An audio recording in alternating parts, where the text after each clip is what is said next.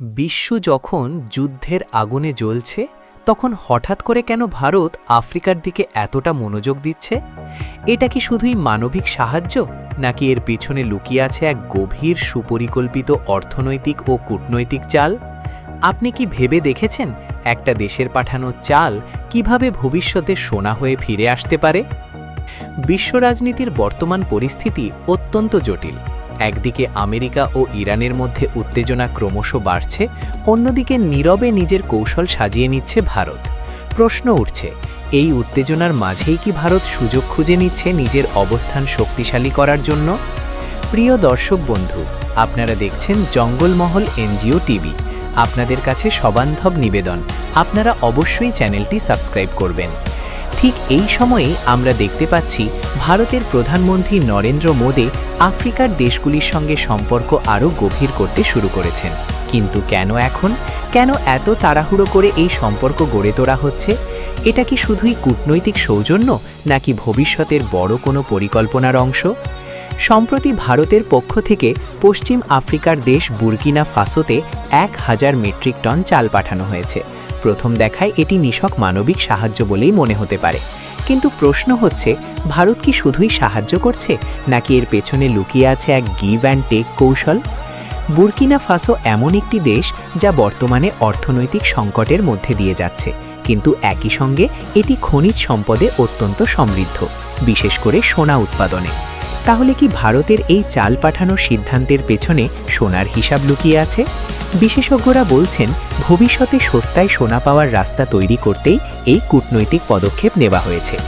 এখানেই আরও একটি গুরুত্বপূর্ণ প্রশ্ন উঠে আসে, এই দেশের প্রেসিডেন্ট ইব্রাহিম ট্রাওরে এর সঙ্গে ভ্লাদিমির পুতিনের ঘনিষ্ঠ সম্পর্ক কি ভারতের জন্য নতুন সুযোগ তৈরি করছে? যখন পশ্চিমা দেশগুলো আফ্রিকার অনেক অংশ থেকে নিজেদের প্রভাব হারাচ্ছে, তখন কি ভারত সেই শূন্যস্থান পূরণ করার চেষ্টা করছে?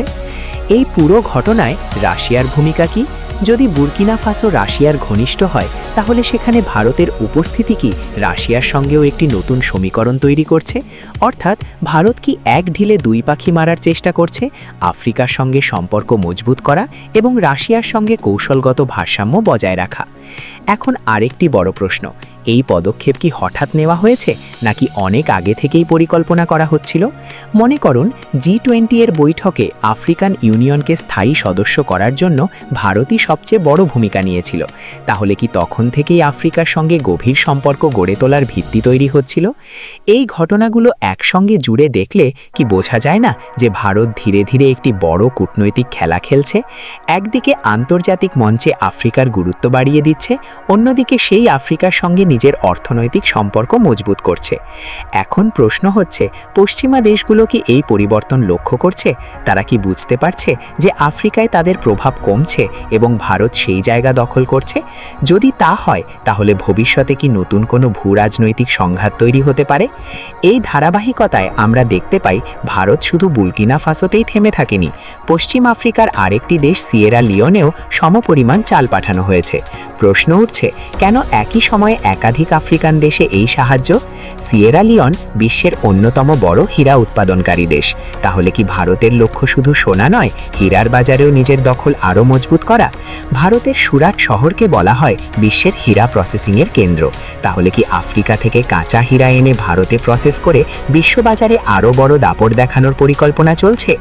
এখানে এসে প্রশ্নটা আরও গভীর হয়ে যায়, ভারত কি শুধু বর্তমান পরিস্থিতি সামলানোর চেষ্টা করছে, নাকি ভবিষ্যতের অর্থনৈতিক শক্তি হয়ে ওঠার জন্য এখন থেকেই সব প্রস্তুতি নিচ্ছে? একদিকে খাদ্য সাহায্য, অন্যদিকে খনিজ সম্পদের যোগান, এই দুইয়ের সমন্বয় কি একটি নতুন ধরনের কূটনীতি তৈরি করছে, যাকে বলা যেতে পারে ফুড ডিপ্লোম্যাসি বা চাল কূটনীতি? আর যদি সত্যিই তাই হয়, তাহলে ভবিষ্যতে কি আমরা আরও এমন উদাহরণ দেখতে পাবো যেখানে ভারত খাদ্য দিয়ে বিনিময়ে জ্বালানি, সোনা বা হীরা সংগ্রহ করবে? সবশেষে সবচেয়ে বড় প্রশ্ন, এই পুরো কৌশল কি ভারতের সাধারণ মানুষের জীবনে প্রভাব ফেলবে? সোনার দাম কি কমবে? অর্থনীতি কি আরও শক্তিশালী হবে? নাকি এই সব কিছুই শুধুই আন্তর্জাতিক রাজনীতির এক বড় খেলা, যার আসল ফল আমরা অনেক পরে বুঝতে পারবো? আপনি কি মনে করেন, ভারতের এই পদক্ষেপ কি সত্যি একটি মাস্টার স্ট্রোক, নাকি এর পেছনে আরও বড় কোনো ঝুঁকি লুকিয়ে আছে?